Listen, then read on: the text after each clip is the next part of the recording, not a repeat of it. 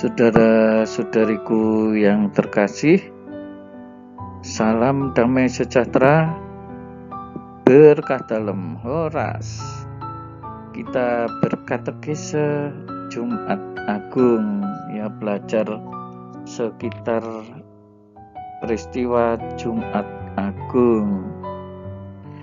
Baik, jangan lupa membantu subscribe, nyalakan loncengnya supaya mendapat notifikasi gratis untuk video berikutnya.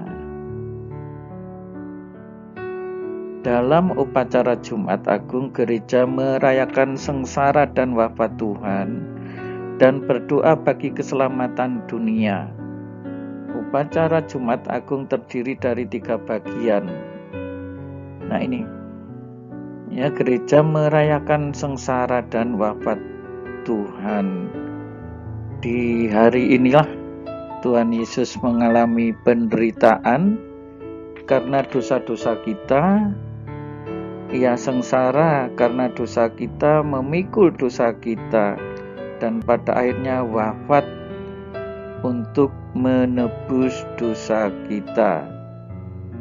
Nah, di dalam upacara ini kita juga berdoa bagi keselamatan dunia.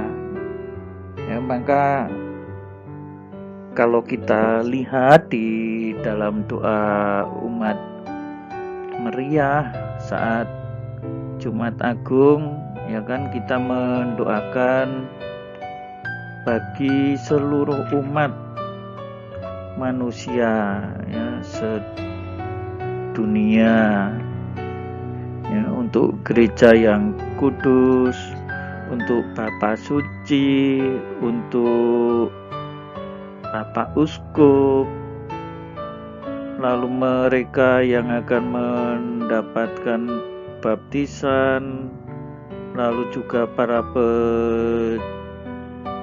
pejabat gereja dan segala lapisan umat,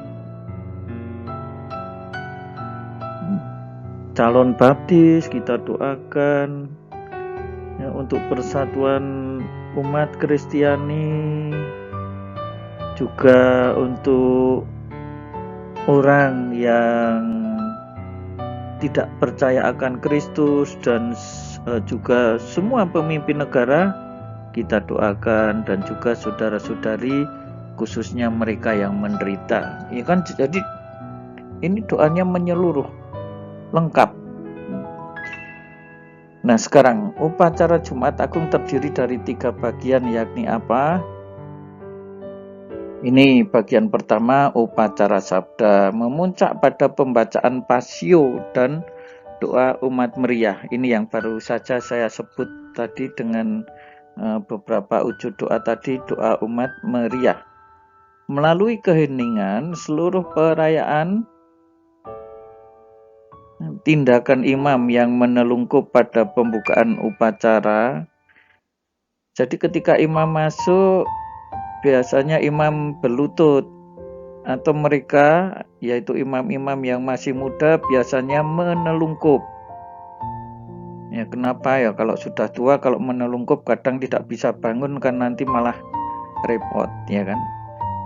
Nah, itu maksudnya pada pembukaan upacara, ya. Jadi masuk hening tanpa apa-apa, maksudnya tanpa apa-apa, tanpa iringan lagu dan seterusnya.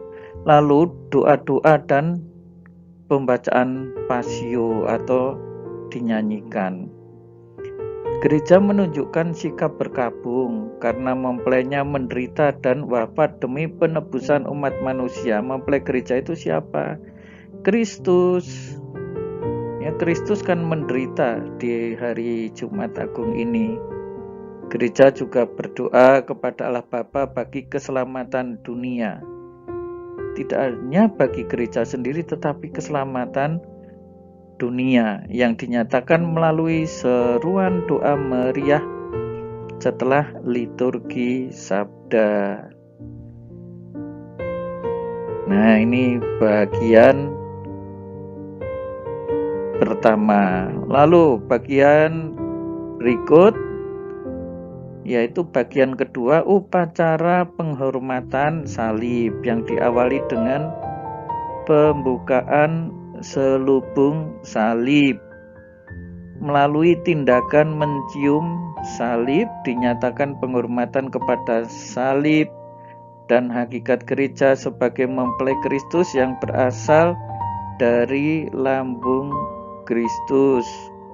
Air yang mengalir sesudah darah dari luka di lambungnya menjadi tanda kelahiran gereja.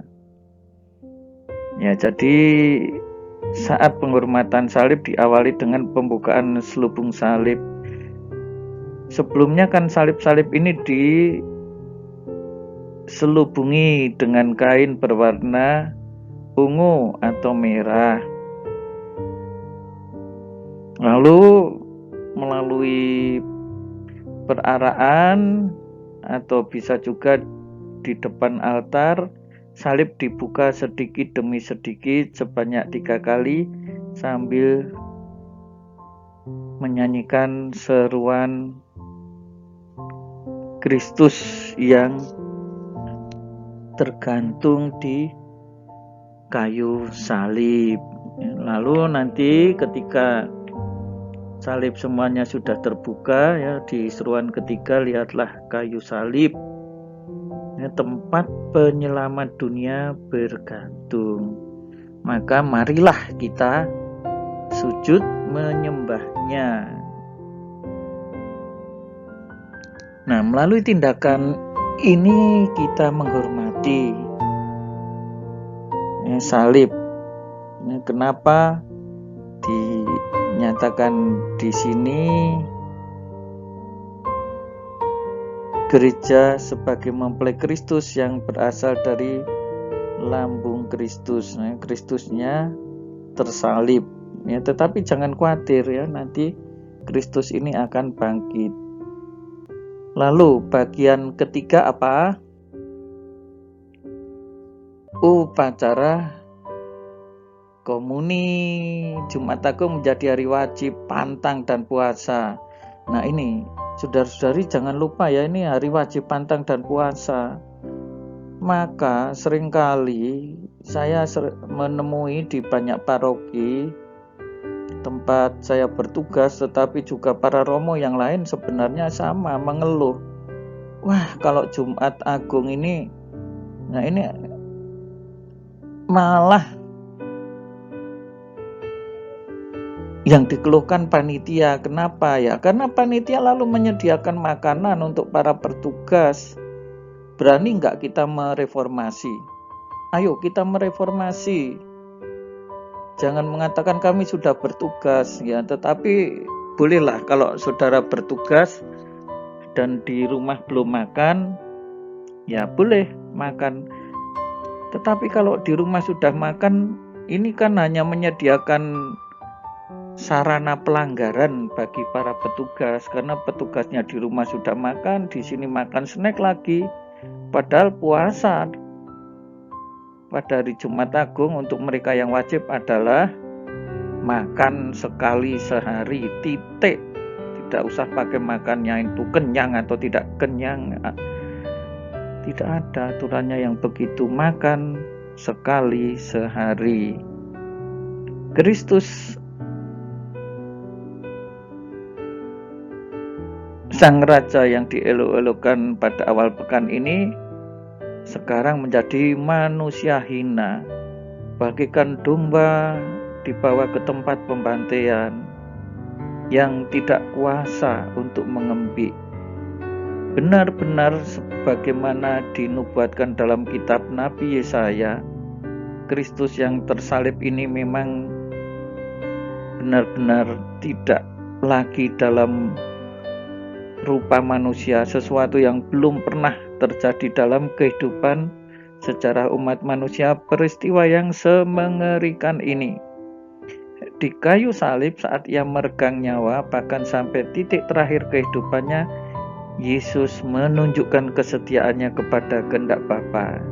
Nah, ini yang menarik ya kan. Saat meregang nyawa pun dia tetap setia kepada kehendak Bapa. Karena apa? Ya karena cintanya terhadap manusia. Melalui peristiwa salib, hendak diwartakan bahwa seorang murid Yesus tidak takut terhadap penderitaan, bahkan kematian sekalipun. Ya melalui ini ayolah kita tetap jangan takut memanggul salib kehidupan kita sebagai murid Kristus.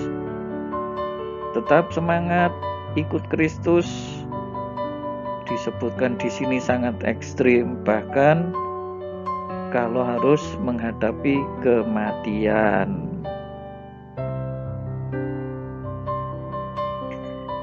Dengan tindakan liturgis mencium salib, dinyatakan bahwa murid Kristus sejati harus berani melewati jalan yang sama yang dilalui gurunya. Iyalah, ya, Kristus sudah melakukan itu, ya kita harus berani. Tidak ada nyanyian pada awal dan akhir upacara ini bukan hanya menyatakan perkabungan, namun juga untuk mengingatkan bahwa dalam hiruk pikuk, keriuhan, dan hingar-bingar dunia dewasa ini, para murid Kristus harus menciptakan hening untuk mendengarkan kehendak Allah dalam menapaki panggilan hidupnya. Ini loh. Ya kita tetap berjuang di dalam hiruk pikuk dunia, kita tetap berjuang di tengah dunia yang riuh. Kita harus tetap berjuang di dalam dunia yang hingar-bingar. Tetapi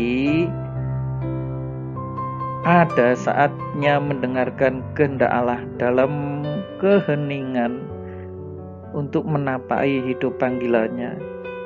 Jadi perjuangan hidup di dunia dalam kesibukan duniawi kita melaksanakan kehendak Allah. Hanya dengan cara ini setiap murid Yesus dapat menentukan sikap secara tepat dalam menghadapi dunia yang terus berubah.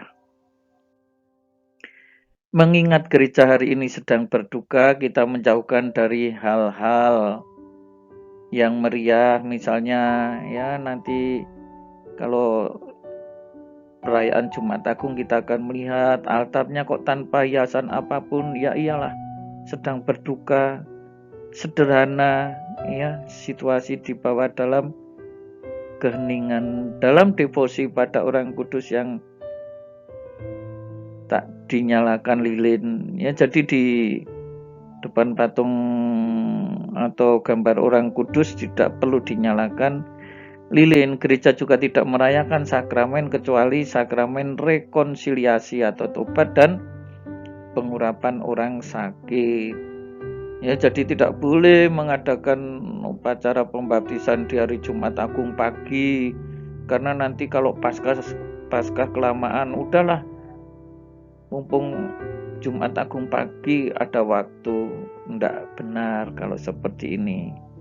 Baik, saudara-saudariku yang terkasih, demikian sekedar katekese untuk Jumat Agung. Jangan lupa untuk subscribe, nyalakan loncengnya supaya dapat notifikasi secara gratis video berikutnya. Berkah dalam.